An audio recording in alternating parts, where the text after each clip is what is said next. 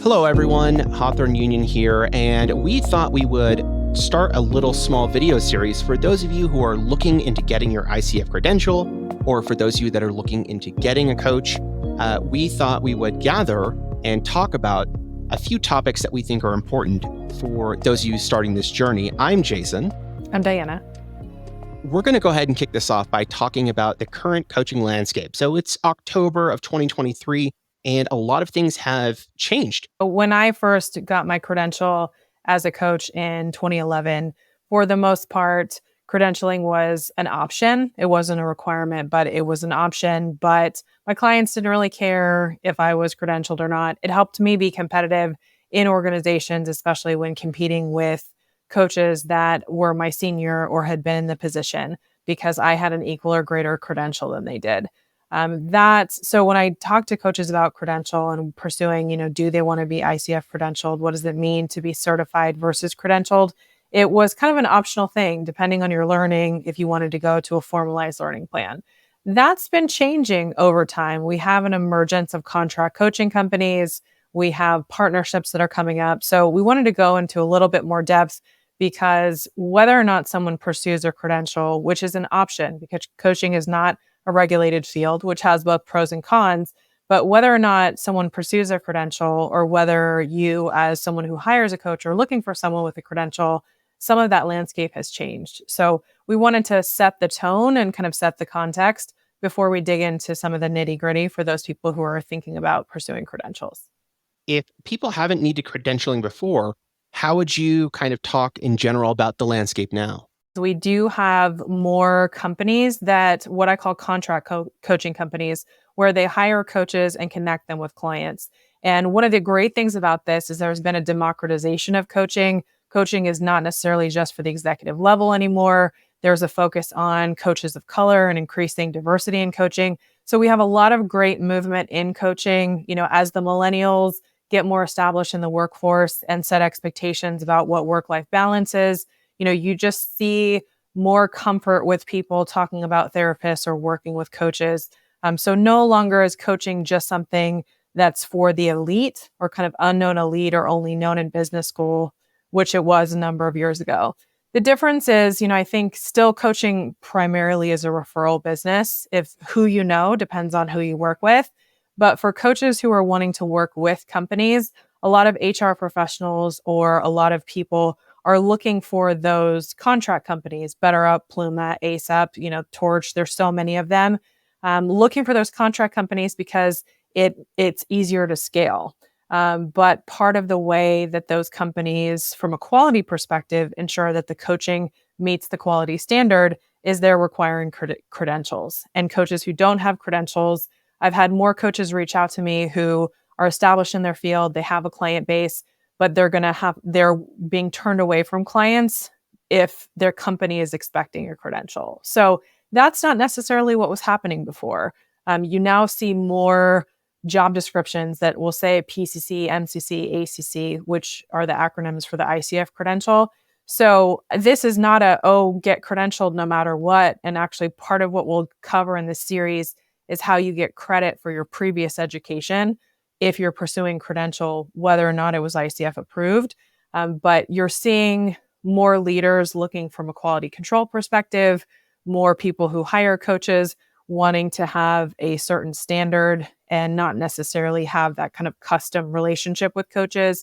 And so becoming a credential is becoming just honestly a kind of a key that's needed, or there's an additional gate. And it's something that I think is a positive thing, because there's more work out there for coaches. And coaches who don't want to spend their time selling or just want to focus on coaching versus creating those relationships and working with lawyers to get the contracts. So I actually see this as a positive thing. I think it's important that coaching is democratized. Like high tides raise all ships. Like it shouldn't just be for the elite. But what's happening over time, as these things are getting more common and more people are familiar with coaching, credentialing is becoming not just the gold standard, which the ICF refers to it as, but it's becoming the standard. So it's something to consider. Something coaches have also brought up is because ICF coaches are abide by the ICF ethics and would actually lose their credential if they did not follow the ICF ethics. Sometimes that's also a quality differentiator, where that's not to say that coaches who aren't ICF credentialed don't follow an ethics, but they haven't committed to it in the same way as far as kind of a system. I had read before we jumped on the 2023 ICF Global Coaching Study, and I wanted to share with you a couple things that I found and get your opinion on it. So, number one is that this is a very rapidly growing industry. There's now 100,000 actual certified global practitioners, and they're estimating revenue about $4.6 billion. There's money in this. And that's, Mhm. what the cool thing is too, is actually sometimes there are some providers who have coaching schools and they're focusing on coaching programs in developing countries. And it's introducing as if someone has an internet connection, is introducing a whole new economic perspective and revenue stream for in certain countries or for certain people who didn't have access before. The second thing that I noticed is that they are saying that while the shift was previously on executives, which you talked about, it's definitely going to more managers and executives. While that's a little bit over half of all the type of clients that people have, but it's also about 2/3 of all the engagements are becoming sponsored. Any thoughts on that?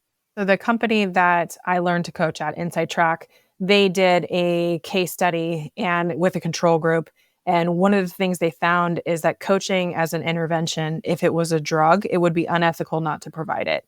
So when we think about whether it's group coaching or individual coaching, the return on investment people are seeing, the way that it's not, yes, there's value in training and consulting and mentoring and management. There's value in these different fields. But coaching, as defined by the ICF, is a partnership with the client to focus on their development. So the sooner we do that, because you do actually have a number of coaching companies that work in schools. And I think there's an association with coaching and athletics. It's not necessarily the same kind of coaching, but people know if they want to elevate their game, Olympic athletes, personal trainers, like there's an acceptance in athletics of the importance of coaching. And in athletics, someone wants to know what's your resume, what's your credential, who have you worked with, what's your success story. So I do think that we're seeing it at more layers, and I think that's great because it's a way that the company can invest. And a lot of times, I think what stops people from coaching is the price point. Even if Yeah. there's a lot of pro bono coaching opportunities, so that's one thing to think about. A lot of coaches who are pursuing credentials need hours. The ICF chapters often do pro bono initiatives. So if money is the only barrier to you getting coaching as an individual or a company, I would still ask that question and see what can be done. But as far as kind of an intervention, because the focus is on the client and the client creating goals, and the more that the sponsors can pay for that, then the employees know, hey, the company cares about them, cares about their success. They're more likely to be developed. The managers have a better time having those difficult conversations. So obviously, I'm biased. I am pro coaching, but I see, just a little bit, just 17 years of my life. But I do see the ramifications of when we believe in people, when we challenge them to be their best and support them to be our best, we see dividends from that. And that's really what coaching is.